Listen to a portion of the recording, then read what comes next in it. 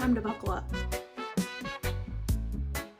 Hello everyone and welcome back to my channel. If you're new here, hi, my name is Liz, and in today's video, very exciting, we are going to be picking my fall TBR. These are my favorite videos to film just because I love creating seasonal TBRs. It's like one of my joys in life is thinking about what books fit in specific seasons, what books, like curating that list of books that will just get me in the mood for that season. I look forward to it every couple of months when I get to film a new one. For today, I'm gonna do it slightly different. I have not really thought through what books I want to read this fall. There's a couple books that are definitely on my radar, like some new releases that are coming out and things like that. But other than that, I have not actually sat down and written out a physical list of books that I'm wanting to read this fall. I was wanting to use my little TBR cards, but when I moved, I have no idea where I put those. So instead of doing that for today's video, I thought it'd be fun if I could just take you through how I choose my seasonal TBRs, just like thinking through it logically and what makes sense in my brain, like kind of my strategy of how I go about picking my seasonal TBR. I'll think out loud as I'm deciding what books I want to try to read this fall. Usually what I try to do when I do this is I usually think like, okay, it's usually about 3 months worth of books that I'm trying to pick, but at the same time I don't like to pick that many books because then it's a little too overwhelming, because I try to account for, you know, books that are new releases that I forget about and didn't include on the list originally. So I always undershoot what I know I can read or what I think I can read for that season within 3 months. Typically I read about 10 books a month, give or take a couple books. With that being said, if I average out 10 books for 3 months, that's 30 books that I would be picking for a seasonal TBR. I usually try to hit somewhere around like 18 because I know myself, I'm a big mood reader. So if there is a certain book, if I'm ever in a book slump, or if there's like a new release that comes out and I'm in the mood for that book, I will stop reading my seasonal TBR so I can then go read that other book. Or if I have certain like themed videos planned, then I might put a pause on whatever my seasonal TBR was and read books for that video instead. So I like to give myself some wiggle room there, so at least there's a chance I can successfully complete my entire seasonal TBR. So with that being said, I'm gonna try to pick out about 18 books today for my fall TBR, because fall is my favorite season to read in. I know I can crank through some really great books. Before we start though, some things that are gonna be on my radar as I'm going through this and picking these books. I want to prioritize 2 different types of books. First one being books that are on my 26 books to read in 2026. I'm working through that list pretty well and I want to continue. I don't want to like end up in the last couple of months, like November, December, and have so many books I feel like I need to read. I want to get through as many as I can in fall. And the second type of book is just series. So you guys already know it's one of my goals this year to complete series that I'm in the middle of because I'm a big fantasy reader. So most books that I read, since they're fantasy, are most likely in a series. I'm stuck in the middle of like, I think over 20 different series and it's stressing me out. We're gonna try to knock some of those off with our fall TBR. So those are our ground rules before we get into this. When I am picking for fall, to me, the vibes for fall is moody, gothic, atmospheric, spooky, like some more like mystery thrillers or horror books I typically read more in the fall. I read a lot more fantasy in the fall as well. Literary fiction, I am getting way more into literary fiction this year, especially like last year going into this year. I feel like that's like a whole new genre that I feel like I've been embracing and like unlocking in my brain. So I definitely want to add some literary fiction on there. That's kind of what I'm thinking. We're gonna try to do like a mixture of all of those things that I just said, and we'll see what we come up with 18 books. I still think 18 is a very ambitious seasonal TBR, but like I said, if I'm reading it over the course of 3 months, because I think I'm gonna probably start reading these books like September 1st. I'm filming this video just slightly early because I'm so excited for fall. If I'm reading all of September, October, and November, let's get into it. I think I want to knock off the easy things first, which is the 26 books in 2026 and the series that I'm in the middle of. I feel like those are just like the easy go-tos that I can easily whip out. Right now I have all those types of books at the top of my shelf, which is very convenient. First one I am noticing is Tourist Season by Brynne Weaver. If you know Brynne Weaver, she writes serial killer romances. They're dark romances, but they also have a lot of dark humor. I read her Ruinous Love trilogy a few years ago and I loved it. It's so good. I love her writing. It's just dark enough but also just funny enough to kind of balance each other out, and this is her newest trilogies that she has begun. So yes, I would be starting a series with this one, but I want to say book 3 comes out this fall, or maybe it comes out next spring. I don't know, I'm getting all my dates mixed up. I'm okay with starting it as long as I can get into it. So I have book 1. I also have book 2 on my shelf, so I'm thinking these are going to be the first 2. This one is in my 26 books. This one's not. But I know if I'm going to read this one, I'll probably end up reading this one too. So I think I'm going to go ahead and grab these 2. The story behind this series, I want to say, I know at the end of the Butcher and Blackbird trilogy, end of book 3, it kind of gives you a little teaser and you kind of get a sneak peek at your next female main character in this series. Our main character in this one, her name is Harper. She is a skilled gardener with killer instincts. And it sounds like she takes care of troublesome tourists, and they become compost beneath her award-winning flower beds. Enter in Nolan Rhodes, who is not your average tourist. He is on a path of revenge for a hit-and-run accident that ruined his life. And it sounds like Harper is on his list for revenge. This is definitely going to be read this fall. I'm not going to read into the synopsis for this one. It looks like this one continues the story of Harper and Nolan. Okay, checking out my 26 books again. Another one that immediately pops up that I really want to get to in the fall time is Mad Wife by Megan Church. What made me want to buy this book is because I heard people say that if you have seen the movie Don't Worry Darling that has like Harry Styles and Florence Pugh in it and you enjoyed it, then you would really like this one. It's very similar vibes. I think it takes place in the 50s and it is following a 50s housewife. I know that this is more of like a psychological thriller, so that excites me. Honestly, I've only heard good things about it, so I'm very excited. A new neighbor moves in and it looks like it kind of sends our main character into a spiral. There's like some darker secrets lurking behind this new neighbor and kind of flips her world upside down. Looking back at the 26 books, I feel like we might add this one because I didn't get to it last year and I really wanted to get to it, and that is Yumi and the Nightmare Painter by Brandon Sanderson. I'm looking at this one just because I know myself, and I think if I push it off until December, like November, December, I'm not actually going to get to it. So I want to put it on my fall TBR so then hopefully I actually do get to it. This is following Yumi, who has the power to summon the spirits that bestow vital aid to society. You're also following Painter, who patrols the dark streets dreaming of being a hero. I know that this is still in his Cosmere universe, but this is technically a standalone in that universe. One of the things that I've been most nervous about with Brandon Sanderson is his series are so large, so it just makes it more intimidating to actually start one of his books. And I've been telling myself I want to read one of his standalones first, and then maybe I'll actually get into like Mistborn and some of the other series that he has that are really well known. We're gonna go ahead and add this to the fall TBR. What else? Okay, here's another book that I've been kind of on the fence about because I've heard good things, but I've also heard some bad things about it as well, so it's made me very unmotivated to actually read it, and that is The Husbands by Holly Gramazio. This is following a main character who is single, and she goes out one night with her friend, and when she returns home, there's a man living in her house, and he is her husband. There's photos of him in their life together, and she's like, this man does not exist. I don't have a husband. Then for some reason, he goes up in the attic, and when he comes down, it's a new man and a new husband. So it's kind of like a comedy in a way. I don't know. I think this might be a fun one to add if I wanted some like lit fic, which I definitely want to have some more literary fiction added on my TBR. So maybe we'll go with this one because I feel like I won't actually get to this one in December. Okay, I'm looking at the rest of my 26 books in 2026. The rest of them I just don't think fit the fall vibe, and I just don't think I'm gonna get to in the fall. And right now we have 5 books on our fall TBR. So let's start doing some series next. There's already a couple that I'm eyeing because I feel like they would be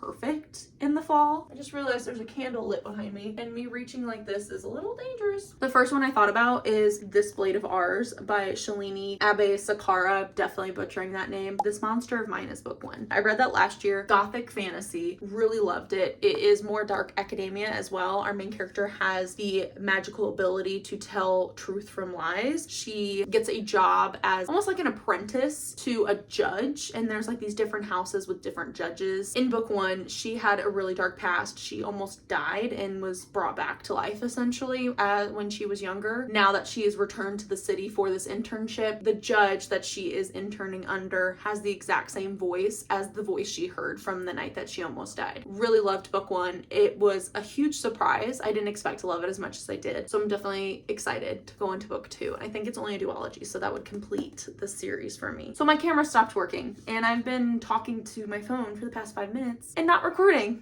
The next 2 books that I want to add on to my fall TBR, a part of a series, like I said, these are ones that have been on my physical TBR for a little too long. Like I kind of need to get to them finally because it's been bothering me how long they've been sitting on my shelf. And that is The Night is Defying and The Dark is Descending by Chloe Peñaranda. Book 1 is The Stars Are Dying, which I read a couple of years ago. Really enjoyed it. I remember it being, it was like, it had involved vampires and also I think celestials, I want to say. Our main character had like amnesia amnesia. She didn't remember her past, and she's kind of been kept in this really large estate by this wealthy man as like this like prize, and she doesn't know who she is, where she came from, and she finally gets this opportunity to leave and kind of explore the world, even though it is crawling with vampires, and she ends up joining in on this competition to find, I think it's like an artifact or something in the city. And meanwhile, she has this man who only she seems to be able to see, communicating with her and helping her along the way. Vaguely remember how book one ended. I definitely need to go back and reread some of the chapters as like a refresher, but I do remember enjoying book one, so I want to continue the series and actually finish it. And like I said, these have been on my shelf for a little bit too long, and it's annoying. Also, I usually try in the fall to add some sort of like vampire fantasy, like spooky season, like witches, like that kind of stuff all kind of fits in the fall in my brain. So I definitely want to have something that involves vampires,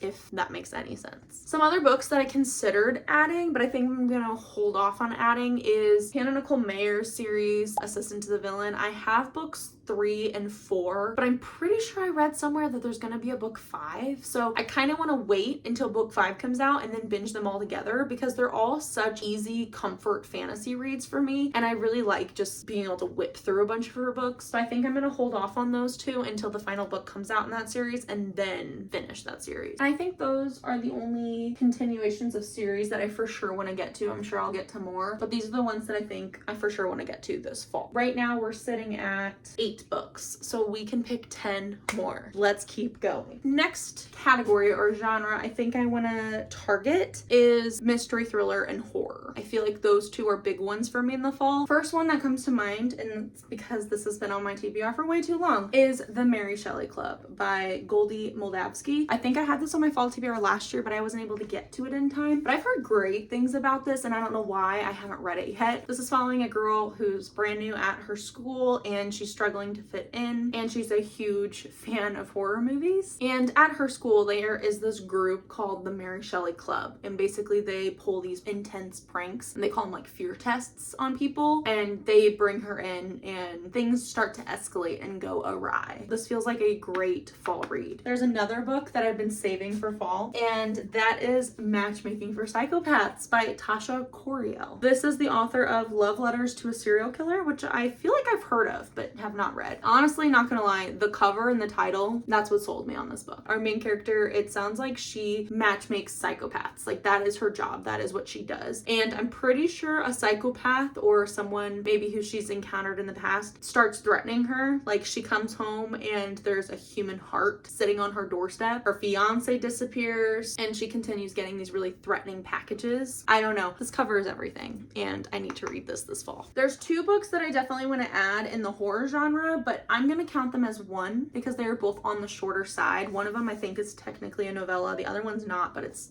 really short. First one is What Moves the Dead by T. Kingfisher. This is a reimagining, like a horror twist on Edgar Allan Poe's The Fall of the House of Usher. Very excited for it. I think it'll be really fun and fast-paced, and like I said, it's a series. Not sure how that works with the rest of the novellas, but depending on if I like book 1, I'll probably end up going and getting the rest.